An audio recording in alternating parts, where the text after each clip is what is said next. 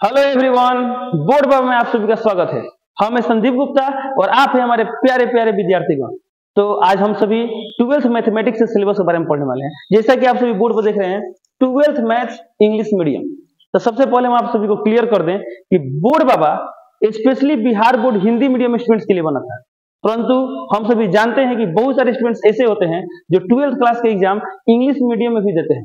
तो इसलिए आप चाहे हिंदी मीडियम के स्टूडेंट हो या इंग्लिश मीडियम के स्टूडेंट हो, आपको कोई परेशानी न हो, इसलिए बोर्ड बाबा सभी सब्जेक्ट्स 12th क्लास के सभी सब्जेक्ट्स, चाहे वो फिजिक्स हो, केमिस्ट्री हो या मैथ हो या कोई भी विषय हो, सब सब्जेक्ट्स इंग्लिश और हिंदी दोनों मीडियम में पढ़ाया जाएगा। तो आज की इस क्लास में हम लोग बात करने वाले 12th क्लास का सिलेबस क्या है और साथ ही साथ पूरा सिलेबस, पूरा कोर्स हम लोग कैसे पढ़ेंगे इसके बारे में बात करेंगे। जैसा कि आप लोग यहाँ पर बोर्ड पर देख रहे हैं, यहाँ पर लिखा गया है सिलेबस ओवरव्यू। इसका मतलब क्या हुआ, पूरा सिलेबस के बारे में पढ़ेंगे, कौन कौन चैप्टर्स हमें पढ़ने हैं। तो पहले कोर्स ओरिएंटेशन, यानी जो हम लोग का मैथमेटिक्स का क्लास होगा, इस मैथ के क्लास में पूरे चैप्टर्स के दौरान हम लोग कैसे कैसे पढ़ाई करेंगे इसके बारे में हम लोग जानेंगे। चलिए तो स्टार्ट करते हैं। सबसे आगे हम लोग जानते हैं syllabus of class 12 mathematics. Syllabus of class 12 mathematics, तो मैथ का जो सिलेबस है उन सभी चैप्टर्स को टोटल 6 यूनिट में बांट दिया गया। जैसे कि यूनिट 1 है रिलेशन एंड फंक्शंस, यूनिट 2 है अलजेब्रा, यूनिट 3 है कैलकुलस, यूनिट 4 है vectors and 3 dimensional geometry, unit 5 है लीनियर प्रोग्रामिंग एंड यूनिट 6 है प्रोबेबिलिटी।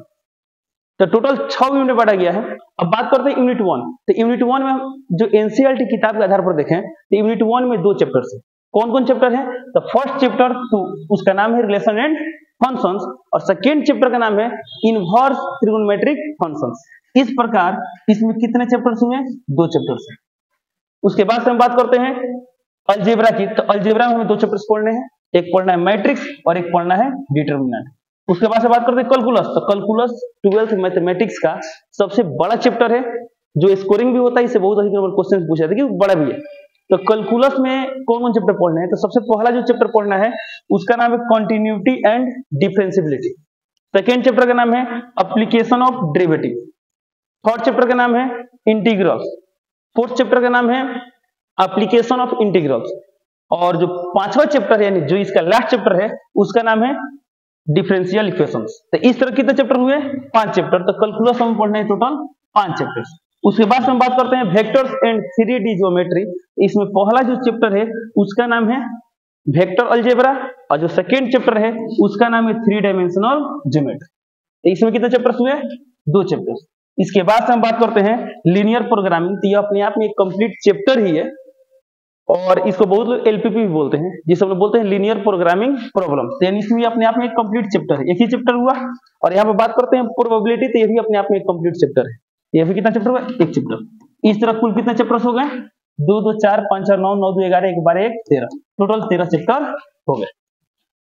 चलिए अब इसके बाद से हम बात करते हैं कि जो यूनिट 1 था रिलेशन एंड फंक्शंस, इसमें हमें कौन कौन चैप्टर्स पढ़ने हैं। तो इसमें जो फर्स्ट चैप्टर है उसका नाम है रिलेशंस एंड फंक्शंस और जो सेकेंड चैप्टर है वो एक्चुअली में फंक्शन का ही एक हिस्सा है।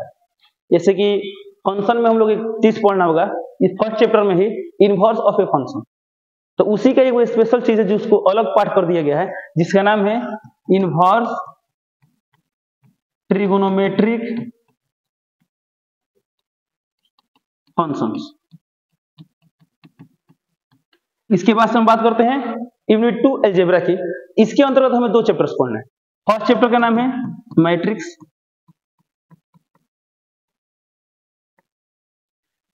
सेकेंड चैप्टर का नाम है डिटरमिनेंट्स। चलिए इसके बाद हम बात करते हैं कैलकुलस का। तो कैलकुलस में टोटल 5 चैप्टर्स पढ़ने हैं, जिसमें फर्स्ट चैप्टर का नाम है continuity and differentiability.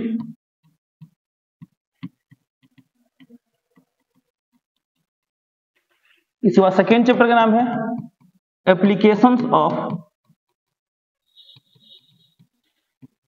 Derivative. Third chapter का नाम है इंटीग्रल्स अब जो इंटीग्रल्स है, तो इंटीग्रल्स में दो पार्ट्स पढ़ने हैं हम लोग को। एक पढ़ना है इंडिफिनिट इंटीग्रल्स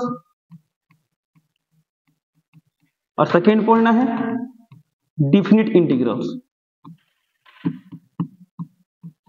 डिफिनिट इंटीग्रल्स, इसके बाद से बात करते हैं, तो इसका एप्लीकेशन पढ़ना है, यानी एप्लीकेशन ऑफ इंटीग्रल्स। और लास्ट जो 5 नंबर है कैलकुलस का जो लास्ट चैप्टर है, इसका नाम है डिफरेंशियल इक्वेशंस। डिफरेंशियल इक्वेशंस, इस तरह का कैलकुलस में कितने पढ़ने हम लोग को? 5 चैप्टर्स पढ़ने हैं। चलिए इसके बाद हम बात करते हैं वेक्टर्स एंड 3D ज्योमेट्री। तो ये दोनों चैप्टर इसमें दिखाई दे रहा है। इसमें जो फर्स्ट चैप्टर पढ़ना है उसका नाम है वेक्टर अलजेब्रा, वेक्टर अलजेब्रा। और जो सेकेंड चैप्टर है उसका नाम है 3 डायमेंशनल ज्योमेट्री, 3 डायमेंशनल ज्योमेट्री। चलिए अब ये बात करते हैं लीनियर प्रोग्रामिंग की। थी अपने आप में कंप्लीट चैप्टर है, ये एक ही चैप्टर है जो हमें पढ़ना होगा। इसके बाद से लास्ट चैप्टर का नाम है प्रोबेबिलिटी। तो इस तरह करके सभी चैप्टर्स के बारे में हम लोग को पढ़ाई करना है। चलिए तो अब तो हम लोग सिलेबस जान गए कि हमें कौन कौन चैप्टर पढ़ना है। अब हम डिस्कस करेंगे कि पूरे मैथ के कोर्स के दौरान प्रत्येक चैप्टर्स में हम लोग कैसे पढ़ाई करेंगे। जैसे कि आप यहाँ बोर्ड पर देख रहे हैं, लिखा गया है priority order for how to study during the entire course, यानी पूरे कोर्स के दौरान जो हम कैसे पढ़ाई करेंगे इसका प्रायोरिटी ऑर्डर क्या होगा, यानी सबसे आगे क्या करेंगे, फिर क्या करेंगे, फिर क्या करेंगे, स्टेप 1 क्या होगा, स्टेप 2 क्या होगा, स्टेप 3 क्या होगा, इस तरह की हम बात करते हैं। तो सबसे पहला जो हम लोग स्टेप होगा, जैसे कि आप देख रहे हैं लिखा गया यहाँ पर एवरीथिंग प्रोवाइडेड बाय मी, यानी हर एक चीज जो हम आपको प्रोवाइड करेंगे, जैसे क्लास में जो थ्योरी लिखवाएंगे, जो हम अपने से क्वेश्चंस कराएंगे, वो सब इसमें आएगा। इसके बाद से एनसीईआरटी बुक का एक्सरसाइज किया जाएगा। और बता दें ये दोनों लगभग साथ में चलेगा, दोनों साथ में चलेगा। कैसे? मान लीजिए हम कोई टॉपिक पढ़ा दिए, उसका थ्योरी बता दिए, कॉन्सेप्ट सिखा दिए, और उससे रिलेटेड जो भी इसमें एक्सरसाइज बनने वाला होगा वो आप उसे ट्राई कर लेंगे, और फिर जब हम डिस्कस करेंगे आप उसमें से आप अपना जो भी डाउट होगा आप उससे क्लियर कर सकते हैं।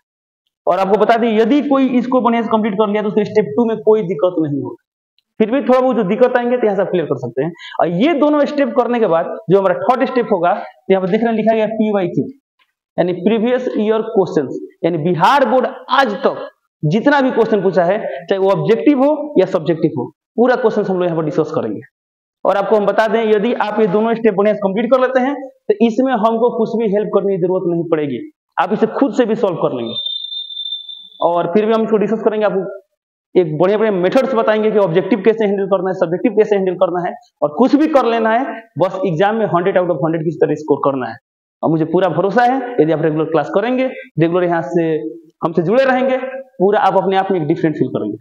चलिए तो ये तरह पूरा कोर्स के दौरान कैसे पढ़ाई करेंगे, बस यही रहा आज क्लास का ओरिएंटेशन और सिलेबस के बारे में बात कर लिए।